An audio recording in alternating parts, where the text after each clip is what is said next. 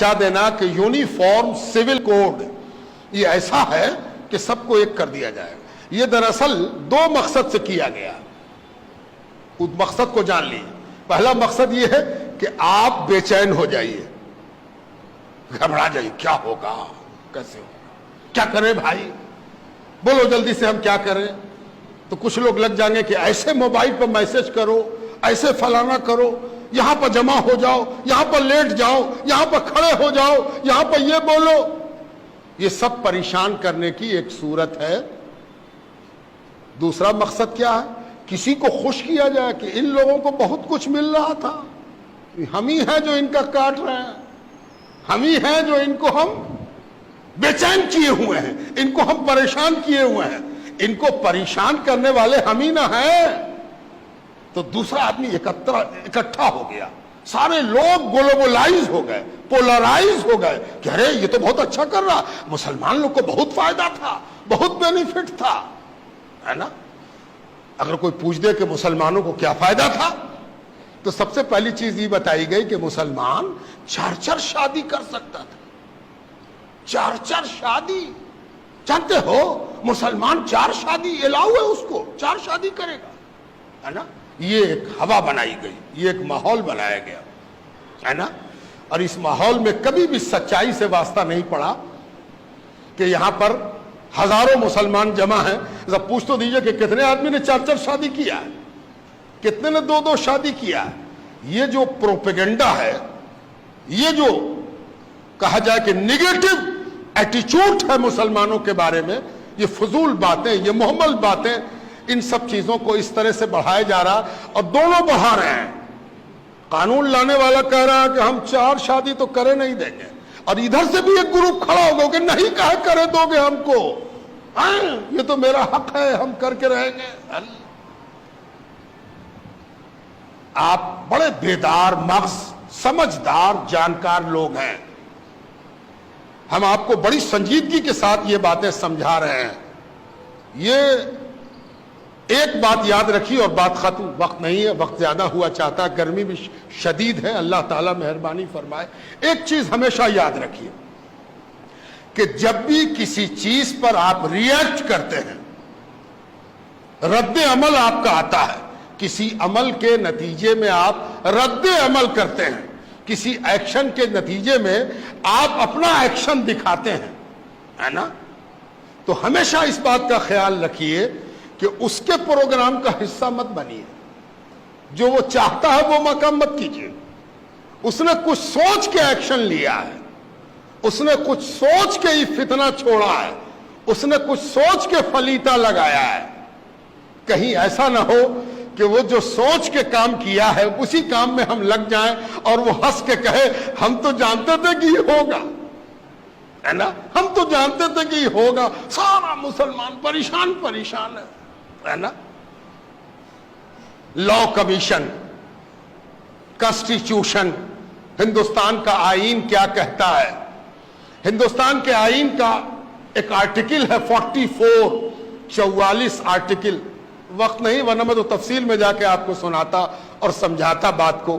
44 article میں ہمارے آئین میں, ہمارا سمویدھان, اس میں ایک بات کہی گئی ہے کہ اس ملک کے رہنے والوں کے لیے ایک جیسا قانون ہوگا, ایک جیسا قانون ہونا چاہیے. بڑی اچھی بات ہے, اس سے کون انکار کرتا ہے. مسئلہ بات سے پیدا نہیں ہوتا, بات کے انٹرپریٹیشن سے پیدا ہوتا ہے. کیسے ہم اس بات کو لیتے ہیں اور اس بات سے کیا سمجھتے ہیں, اس سے مسئلہ پیدا ہوتا ہے.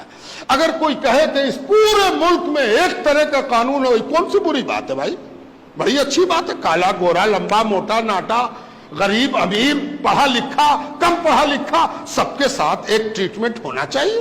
ہو, اچھی بات ہے, کون مخالف ہے. اب اس کو ہم 2 طرح سے سمجھاتے ہیں.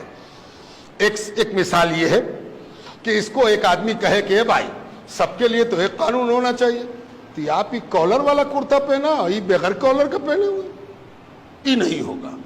یا تو سب آدمی کالر والا پہنے یا سب آدمی بغیر کالر کا پہنے. اگر یہ مقصد ہے تو قانون بنانے والے سمجھنے میں تم سب سے بڑے بیوقوف ہو. تم کو یہ بات ہی سمجھ میں نہیں آئی کہ قانون بنانے والا کیا کہہ رہا ہے. कानून बनाने वाले ने क्या कहा ये तुमको समझ ही में नहीं आया। तुम सबका कपड़ा एक करना चाहते हो, एक रंग का कपड़ा पहनाओगे, एक रंग की कमीज पहनाओगे, एक रंग का पैंट या हाफ पैंट पहनाओगे, इसी को यूनिफॉर्म सिविल कोड कहते हैं।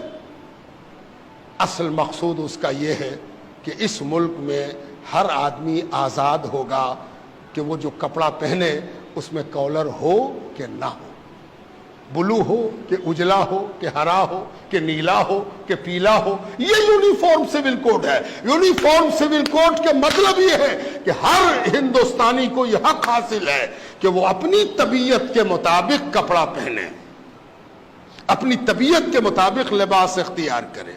हैरत की बात है कि इस मुल्क में जहां हर 4 कोस पर बोली बदल जाती है और हर 4 कोस पर प्रथा बदल जाती है, रस्म बदल जाता है, रिवाज बदल जाता है, ट्रेडिशन बदल जाता है, वहां यूनिफॉर्म सिविल कोड की बात अगर की जा रही है तो आप ही क्यों परेशान हैं? सब लोग परेशान होंगे। जब होंगे तो देखा जाएगा, है ना। मुसलमान सबसे पहले क्यों परेशान हो जाए? मुसलमान ही सबसे पहले लाइन क्यों लगा दे?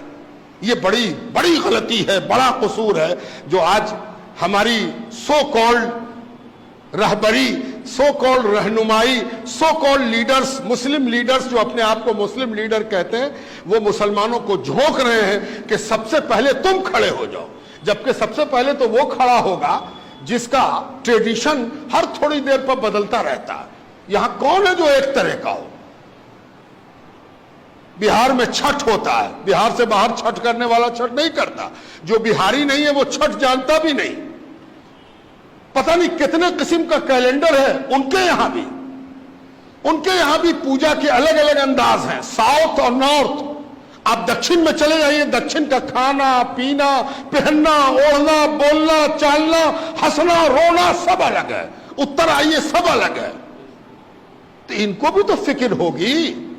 आप ही क्यों फिक्रमंद हो? आप रुको, ठहरो, आप बढ़ने दो दूसरे को आगे, और दूसरे लोग आगे बढ़े। आसाम का ट्रेडिशन अलग, गुजरात का ट्रेडिशन अलग, एक दाहिने हाथ में एक बाएं हाथ में। तो पहले, और एक बात और है, किसी चीज पर रिएक्ट करने के लिए, रद्द अमल देने के लिए, किसी चीज पर तनकीद करने के लिए वो चीज सामने होनी चाहिए। अभी तो यह भी पता नहीं है कि कॉमन सिविल कोड का नेचर क्या होगा, क्या होगा, कैसा कानून होगा। ये बेमकसद की बात शुरू की गई और सारे तबके को परेशान हाल बना दिया गया। इत्मीनान रहिए, मुतमईन रहिए, अपना रिएक्शन देने में जल्दबाजी मत कीजिए, अपने आप को महफूज रखिए, घबराइए नहीं, ठहरे रहिए। कोई डरने और घबराने की बात नहीं है, इत्मीनान से अपने जगह पर रहिए।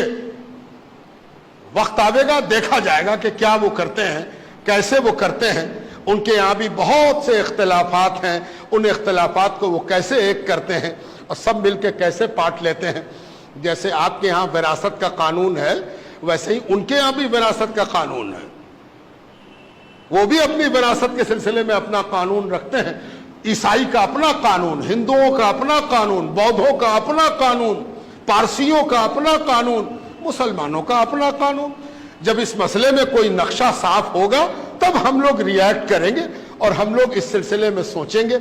अभी बहुत ज्यादा परेशान होना, अपनी हरारत बढ़ा लेना, अपना बुखार बढ़ा लेना, परेशान होना कि हमको क्या करना है। ये वोटिंग नहीं है कि हर आदमी जाके वोट दे आवे, रेफरेंडम नहीं है कि हर आदमी जाके अपनी राय दर्ज करा दे। इत्मीनान से बैठिए।